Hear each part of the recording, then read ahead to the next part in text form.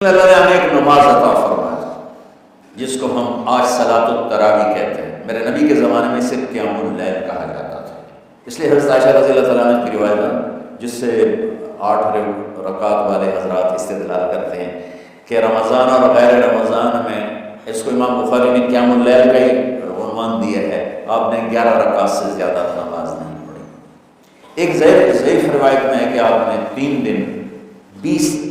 3 دن پڑھائی نماز، جو تو صحیح روایت، کتنی رکعت پڑھائی؟ تو ایک ضعیف روایت میں ہے کہ 20 رکعت پڑھائی۔ اچھا، ضعیف روایت سے عبادت ثابت نہیں ہو سکتی حکم شرعی۔ تو جب حضرت عمر رضی اللہ تعالیٰ عنہ نے سب کو، اب میرے نبی کے دور میں 3 دن کے بعد آپ تو آئے نہیں کہ کہیں فرض نہ ہو جائے، تو صحابہ اپنے طور پر قرآن سنتے تھے ٹولیوں میں۔ صدیقی دور میں 2 سال وہ فتنوں میں گزرا، تو اس میں بھی اسی طرح چلا کہ ٹولیوں میں ہوتی تھی۔ حضرت عمر رضی اللہ عنہ کے زمانے میں حکومت مضبوط ہو گئی، طاقتور ہو گئے، تو ابتدائی سالوں میں نہیں، چند سالوں کے بعد اب مسجد میں تشریف لائے تو لوگ اس طرح کوئی 4 ادھر 5 ادھر 10 ادھر 20 ادھر، تو کہنے لگے ان کو ایک امام پہ جمع کر دیا جائے تو کتنا اچھا ہوگا۔ تو آپ نے سب کو اکٹھا کیا اور ابی بن کعب رضی اللہ تعالیٰ عنہ کو امام بنایا اور سب کو ایک نماز پہ جمع کر کے 20 رکعت کا حکم عطا فرمایا۔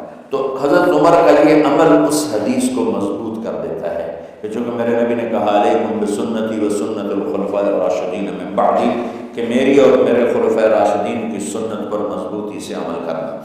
تو حضرت عمر کا جو 20 رکعت طے کرنا ہے، اگر ان کا اپنا اجتہاد ہے تو بھی ہمارے لیے عمل کے لیے کافی ہے، اور اگر ان کو یہ یاد ہے کہ میرے نبی نے 20 پڑھی تھیں تو اور زیادہ اچھی بات ہے۔ لیکن بہرحال جو 8 پڑھتا ہے ہمارا اس پہ بھی کوئی اعتراض نہیں، چونکہ وہ بھی حدیث کے ساتھ بات کرتا ہے، اور باقی پوری امت 20 پڑھتی ہے، ان پر بھی اعتراض نہیں۔ میں ایک جگہ سے گزر رہا تھا، نماز کا وقت ہو گیا، اہل حدیث کی مسجد تھی، میں وہاں نماز پڑھنے چلا تو ایک بہت بڑا اشتہار لکھا ہوا تھا، 20 تراویح ثابت کرنے والے کو 5 لاکھ روپے انعام، کہ 20 تراویح، سینکڑوں سال سے امت کا عمل 20 تراویح آ رہا ہے۔ تراویح کا نام جو پڑھا مجھے یوں لگتا ہے کہ اہل مکہ، یعنی اہل مکہ جو تھے وہ 4 تراویح پڑھ کے ایک طواف کرتے تھے، تو وہ آرام کے لیے ہوتا، ترویحہ آرام، تھوڑی دیر کا آرام، تو 4 تراویح کے بعد ایک طواف کرتے تھے۔ وہ چھوٹا سا طواف 10 منٹ میں ختم ہو جاتا تھا، اور پھر 4 تراویح پڑھتے تھے، پھر طواف کرتے تھے، پھر 4 پڑھتے تھے، پھر طواف کرتے تھے۔ یہ صحابہ کے تھوڑے بعد کے دور کی بات۔ تو مدینے والوں کو پتہ چلا کہ مکے والے تو یہ کرتے ہیں، وہ کہنے لگے ایسا کی کریے، انہوں نے کہا 40 تراویح پڑھتے، 40 رکعت، وہ 40 رکعت پڑھتے تھے۔ تو نوافل میں کوئی سختی نہیں کہ بھائی 8 سے زیادہ نہیں پڑھنی، بدعت ہو جائے گی، اور 20 پڑھنا بدعت ہے، یہ سب جہالت کی بات ہے۔ اور یہ 8 پڑھنا یہ غلط ہے، یہ بھی حماقت کی بات ہے۔ جو صحیح حدیث سے دلیل پکڑ کے کوئی عمل کرتا ہو تو بھائی اس سے بحث نہ کیا کرو، مناظرہ نہ کیا کرو، یہ بہت نادانی والی بات ہے۔ اور امت کا خلق لاکھوں کروڑوں انسانوں کا ایک عمل پہ جمع ہونا، یہ بذات خود اس کی طاقت کی ایک دلیل ہے۔ اور حرمین جب سے میرے رب نے، حضرت عمر نے 20 رکعت شروع کی، آج تک وہاں بھی ساری مساجد میں 8 رکعت تراویح ہوتی ہے، لیکن حرمین کی مسجد میں 20 رکعت، ادھر بھی ادھر بھی۔ اور یہ جو وہ وہاں ختم قرآن پہ دعا نہیں مانگی جاتی، یہ کس کا عمل ہے؟ حضرت عثمان کا۔ حضرت عثمان نے اپنے دور خلافت میں تراویح پڑھانے والے سے کہا جب قرآن ختم کرو تو دعا کرنا۔ وہ کہنے لگے کیا دعا کرو؟ کہ جو تیرے دل میں آیا کرنا۔ تو ختم قرآن کی رات تراویح کی آخری رکعت میں من الجنت والناس کے بعد دعا کے لیے ہاتھ اٹھانا، یہ حضرت عثمان رضی اللہ تعالیٰ عنہ نے اس کو زندہ فرمایا۔ اور امام دعا کرتا تھا 1 منٹ 10 منٹ 20 منٹ جتنی بھی، اور پیچھے لوگ آمین کہتے تھے۔ وطر کی جماعت نہیں ہوتی تھی، وطر کو باجماعت حضرت علی رضی اللہ تعالیٰ عنہ نے شروع کی۔ کہ وطر کو بھی باجماعت پڑھا جائے، تو یہ ان کی سنت ہے کہ وطر کو باجماعت پڑھا گیا۔ تو اب یہ لہٰذا یہ سارے سنت جو کام ان خلفائے راشدین سے ہوا وہ بھی سنت ہے۔ تو اللہ نے ہمیں ایک عبادت دے دی کہ میرا قرآن پڑھو اور سنو۔ پہلی امتوں کو تراویح کیوں نہیں تھی یا قیام اللیل کیوں نہیں تھا؟ کہ ان کو اپنی کتاب یاد ہی نہیں ہوتی تھی، وہ اپنی کتاب کے حافظ نہیں ہوتے تھے، وہ اپنی کتاب یاد ہی نہیں کر سکتے تھے، صرف نبی کو یاد ہوتی تھی۔ اللہ نے ہمارے لیے کتنا آسان کر دیا کہ 7 سال کے یہ چھوٹے چھوٹے بچے قرآن یاد کر رہے ہیں، 70 سال کا بوڑھا قرآن یاد کر رہا ہے۔ یہیں یہ مولوی یوسف صاحب کا ساتھی تھا، یا پتہ نہیں ان سے پہلے تھا، سلمان، مولوی سلمان، آج کل امریکہ میں ہوتے ہیں، ہمارے ایک شاخ چلا رہے ہیں۔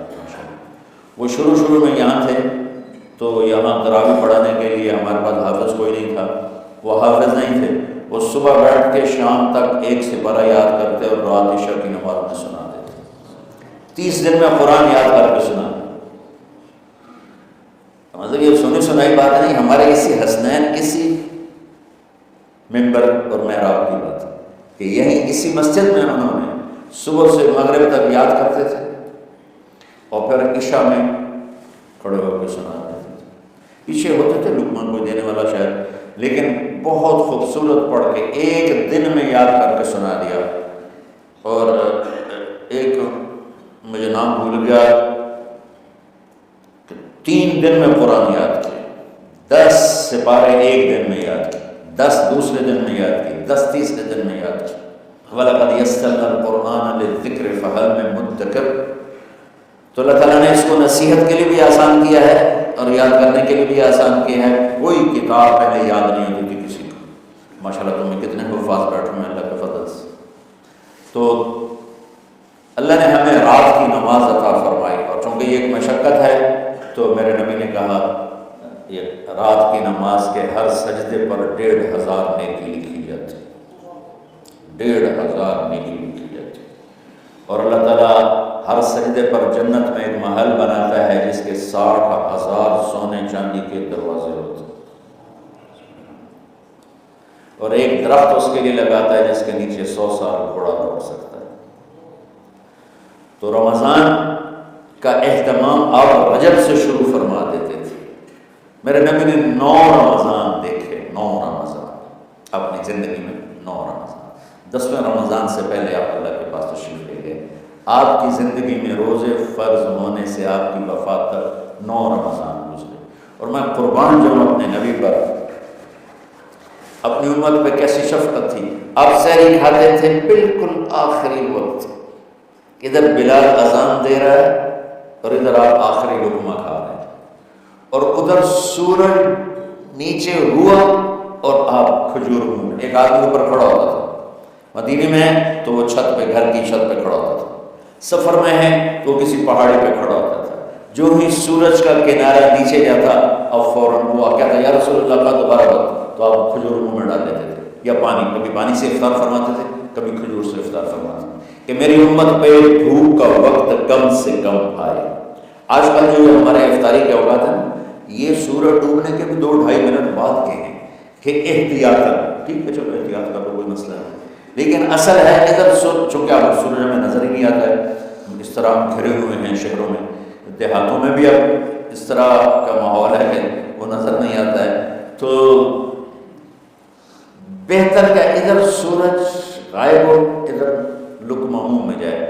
لیکن یہ تب ہے جب آپ نظر آ، اب جب آپ یہاں بیٹھے ہو حسنین میں تو یہاں تو سورج نظر نہیں آئے گا، یہاں تو مینار ہی نظر آئے گا، تو لہٰذا احتیاط ٹھیک ہے۔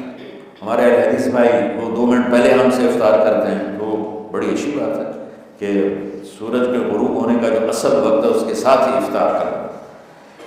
اور سحری میں ایک واقعہ سناتا ہوں، آپ سحری کھا رہے تھے، بکری کی سری پکی ہوئی تھی، تو مولا علی رضی اللہ تعالیٰ عنہ اور عرباض بن ساریہ رضی اللہ تعالیٰ عنہ آپ کے ساتھ کھانا کھا رہے تھے، تو حضرت بلال آئے، یا رسول اللہ وقت ختم ہو گیا ہے، میں اذان دینے جا رہا ہوں، آپ برائے مہربانی کھانا پینا بند کریں، اور یہ کہہ کر چلے گئے۔ چھت، ایک انصاری عورت تھی، اس کے گھر کی چھت پہ چڑھ کے اذان دیتے تھے، چڑھنے لگے تو پھر واپس آئے کہ دیکھوں اللہ کے نبی نے کھانا چھوڑ دیا یا نہیں. آگے دیکھا تو وہ کھا رہے تھے. انہوں نے کہا یا رسول اللہ واللہ لقد اصبحت، یا رسول اللہ اللہ کی قسم سحری کا وقت ختم ہو گیا، صبح ہو گئی.